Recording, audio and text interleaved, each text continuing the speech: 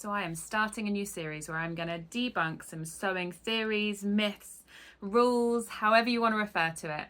And the first one I'm going to start with is gathering. So what we're told is that you have to run 2 lines of stitching and that you don't reverse. And I think that's wrong. I think 1 line of stitching done this way is absolutely fine and saves time and thread, and reversing can actually make it easier. So let me show you how. So most instructions will have you run 2 lines of stitching across or around whatever it is you need to gather. We'll then grab 2 of those threads, either the top or the bottom 2, and pull. And then you'll be pulling the gathers across your fabric.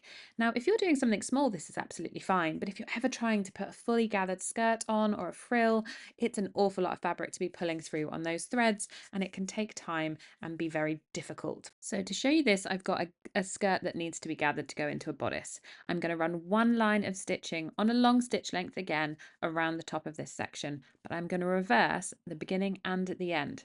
Bear with me, I haven't gone mad, trust the process.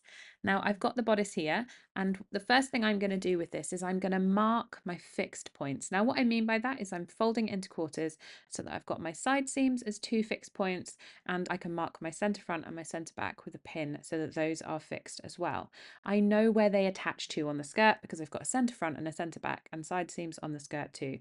If you were inserting a cuff into a sleeve, for example, you would match your notches. It's going to give us an amount that we need to gather in between. So having marked all of those on the skirt and the bodice, I'm going to start pinning them together. So I'm going to take the centre front from the skirt and pin it to the centre front of the bodice. I'm not doing anything in between. I'm just going to bring my fixed points together first. So what you should be left with is something that looks a bit like this. I've got it pinned in 4 places, but the skirt is obviously too big. Now this is where the magic happens. I'm going to grab a pin and I'm just going to gently lift halfway between my section one of the threads up. I can discard the pin once it's big enough that I can hold it with my fingers. And from here, I'm going to gather just this section.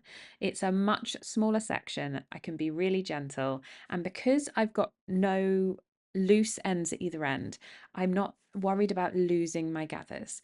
Now, one of the extra things that I like to do in this is I will then cut that loop that I pulled up and tie it once that section is at the size it needs to be to fit the bodice. This gives me huge amounts of flexibility in spreading those gathers out without worrying about the threads coming loose or the gathers falling off anywhere. They're fixed.